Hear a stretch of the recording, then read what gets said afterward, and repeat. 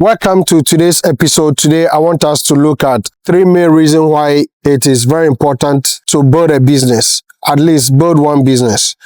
Three major reasons why you must build at least one business. This video is not for everyone. It's for the working class especially, with the reason being that assuming you've worked actively for whatever institution, whatever company for, let's say, 30 years, 40 years, and you go home, you retire, that position is not going to be given to your children. They cannot inherit that. But assuming you have a business, they can inherit your business. Assuming you have done investment, they can inherit your investment.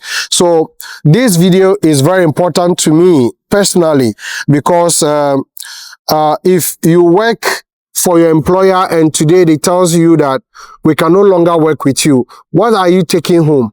What would your children inherit from you? Or what will you pass on to your children? So three main reasons why it is very important you build a business. Number one, unlimited earning potential. That is financial freedom. In building a business, somebody will be, example, will feel like he's being frustrated, he's going through difficult times, or somebody has the vision to run his own business. He doesn't want to be an employee. It is very important. One key factor that you need to consider is you are going to have unlimited earning potential, but the earning do not just come easily. It's require your effort. It requires your hard work. So over here, I've broken the earning, your unlimited earning potential into three aspects. One, your earning is equal to your effort. Over here, the more you hustle, the more you get paid. The energy you put in running the business will be equal to your potential earning, or will be equal to how much money comes in. If you wake up, you go to work, do the necessary, put in the hard work, at the end of the day, it must pay off. So your energy that you put into the business should be equal to your earning potential. So over here, it's like the computer language, garbage in, garbage out. The energy that you put in running the business, the input, the financial resources, all these things are part of what? The input. So garbage in, garbage out. Then two, creativity is very key here. You need to be creative. Now you are the business owner. So the ideas, the smart ideas, the creativity, the innovations must come from you. You know the direction you want to let the business run. If you don't put in that energy, you don't put in that effort, that renovation, the business will lack ideas. And mind you, you are not just running any business, but you are competing with other people who equally have that same business that you are running. They are bringing on board the best ideas, the best innovations. So it is very important you put in your creativity. Then growth potential is limitless. With smart hard work, smart ideas, innovation, the sky is the limit. So over here is some people think that the more hard work they put in their business, it is going to be equal to how much money they make.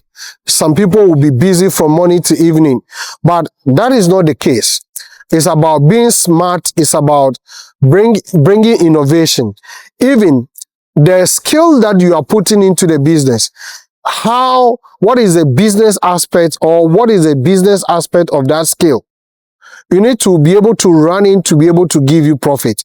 So if you are running a business or you are running a company, or you decide to run your company, you need to know the business aspect of that company so that the business will be successful. Let's say as you were an employee, you do only 40 hours.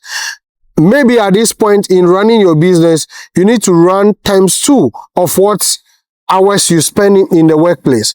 Maybe you have to spend 40 hours a week as an employee. Now in your business, you need to run, let's say 80 to 100 hours per week in running your business. So, and sometimes too, it's not about how long you spend at the workplace, but it's about how effective, how efficient, how hardworking, how innovative. Now with this AI, you can easily run a company, you can easily run a business. The AI is there to help you reduce the long hours of work. Now you employ the AI, or if I say employ, that means that you take advantage of AI tools in getting the job done faster. Maybe one work gives you, let's say, you spend 20 hours as an employee. Now that you are running your business, you should be able to use, let's say, in running your business, you can, let's say, using AI, you can reduce that 20 hours of work to, let's say, 2 hours. So now the AI will do about 18 hours of that hard work for you. It is so that you can be able to use these 18 hours that you have saved to do other work effectively and efficiently. So it's not just running a business, it's not just setting up a business, but you need to also use working tools that will reduce that hard or that long hours of hard work, so that your work will be efficient, your work will be very effective, it will be result-oriented based. Whatever energy you put in should be equal to, let's say, 80% efficient. Or whatever, if you put in 1, you should be able to get like 4 as a result. So it is very important. So your earning potential, you have unlimited earning potential. You can get a lot of advantage running your own business. Then reason number 2, why you're supposed to build your own business. This is one of the important points for me. Now, the job that you are doing, your children cannot inherit that job. You attaining the highest position in the corporate ladder, your children cannot inherit it. But the investment, the business that you have set up, that is what your children are going to inherit. So, I've also broken this one down. Job versus business. Job cannot be inherited, as I said earlier, but business can be passed down to your children, or can be passed down to the next generation. So if you are an employee and you are working, be thinking about how you set up a business that when you are no longer there, or when you even go on retirement, you can still be actively working on that business. That will be giving you a very good financial benefit. That will be giving you competitive advantage. You can still meet great men and women. Your business can take you to places.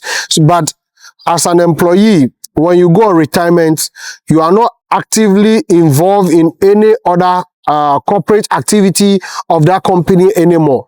So the question is, what is next?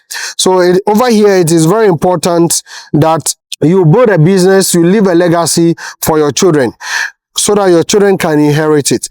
Now, the next point under passing down your legacy to your children is that you should let building your business can help outlive your life. Your legacy can outlive your lifetime. As a typical example, assuming in one of my videos, I gave example that the person who built Gasep, or let's say the person, Mr. Ibrahim Mahama, bought Jata Cement Company. Assuming he's no more, his business will be inherited by his children, and the children are going to run that business.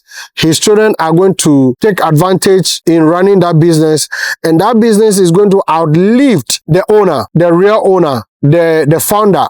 So meaning that your legacy is still going to be in existence, but maybe after your retirement, and maybe you have lived for a while and you are no longer alive, your business is going to outlive you. Your name, that business is going to bear your name. That business is going to bear your legacy, and that legacy is going to outlive your name. Now, we can remember Gasem, but we do not know the real person who started Gasem initially, which any other business, maybe Kasaprekun. the Kasapreku company or the Kasapreku beverage company. Now, assume this company is still in existence, the owner is still alive. Assuming in some years later, this business owner is no longer alive, the children are going to take over this business and they are going to run it. They are going to do what? So meaning that the business is still in existence, but the owner is not there, but the children have inherited it. So the business is now outliving the owner. So that legacy is going to be beyond your lifetime. Now, this business is going to bring financial security for your family. The business can provide a steady income. It is going to be generating money. So the children are not going to, if they are able to run it well, they are not going to suffer. But one big problem which I want to highlight here, most African business owners or Ghanaian business owners do not involve their children in running a business. So after their lifetime or after they leave the business, the children struggle in running the business. They are no more able to scale it up. They are not able to run the business. Why? Because when their father or the business owner was alive, he was thinking their kids, they have to go to school, they have to become somebody better. So they never saw the essence why they need to involve the children in running the business. So in that case, the children inherit the business and they are no longer able to do what? Continue the business. You see them fighting among themselves. This one have to take this one is for me and all that. So it is very important at this stage, as you start any business or as you already have an existing business and you're running, it is very important you involve your children to run the business. Then the last point under passing on your legacy to your children is value and knowledge. As you build a business, you have the knowledge, the ideas, everything. It is you, the business owner, that bears it. Now, it is very important you transfer that knowledge, that idea to your children. So they tend to inherit the company, that is the asset, the core value of the business, the culture of the business. Or maybe if it is a product-based business, they are able to do what? Build a product, expand that product, or add more value to that product. So a business owner, you can pass on the value, the skill, the knowledge to your children, helping them to grow and succeed. So whatever, let's take it, you have a drink, or let's take it, you are into this food production or food beverage business. The recipe, you know what kind of recipe that you are using to run the business or that you use to cook the food or whatever. Now, this recipe, if you don't teach your children, you don't transfer this recipe to them, they are not going to be able to continue that product-based business. So it is very important you transfer that knowledge, that business idea, that concept to the children so that they will be able to maybe improve upon it. Maybe they've gone to school, they've gone to acquire more knowledge. So that idea, they can use it, they can bring more ideas, add it to your recipe and continue to do a competitive service or product-based business to be able to win in the market or to win the competition. So lastly, when you run your own business or you establish your own business, it gives you this autonomy and freedom. So you can go to work the time that you want, you can close the time that you want, you can be able to express yourself, give out the best ideas. Normally, this happens in most of the company. You have the best idea, you want to implement the best idea, but your boss will tell you that no, that idea is not good. Some bosses feel threatened that if he brings that idea, the executives might think that, okay, hey, it is my subordinate that is bringing the idea, so let me overshadow him. No.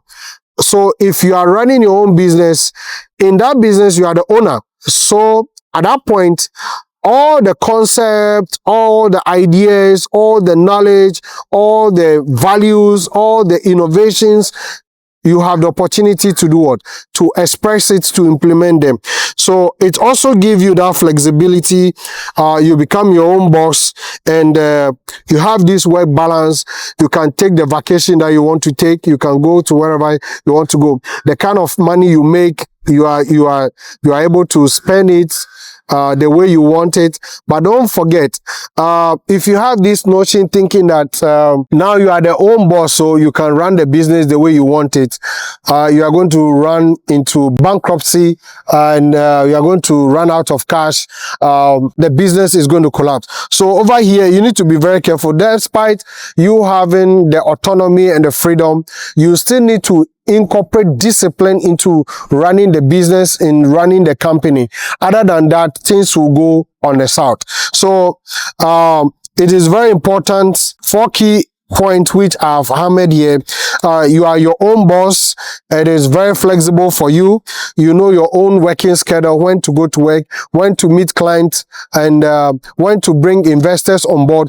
You have that flexibility to decide what is good for the business. Then working balance, you know when to take vacation, when to go on leave. So this is what I want to share with you, because the key among these 3 main reasons why you should build a business for me is when, in case your employer tells you we can no longer work with you, or you've gone on retirement, what can your children inherit? And this is for me a very important area that should motivate you to build your own business. I don't mean to spoil anybody's business, but it is very important you do something for yourself. You do a very good investment. The later that comes, use it to establish a legacy, a business, a product, so that your children can also inherit it in case you are no longer there. So if today is your first time of meeting us or coming across this channel, this is Aram Max YouTube channel. My name is Aram. I talk about business, I talk about tourism, tech review, and I talk about agribusiness, just to encourage the youth, just to encourage the graduate to start running their own business. But this video is for the working class, so that in case you are working and you do not have the intention to run your own business or do your own business, at least these 3 reasons should be able to motivate you to be able to build your own company. So see you in our next episode. Bye bye.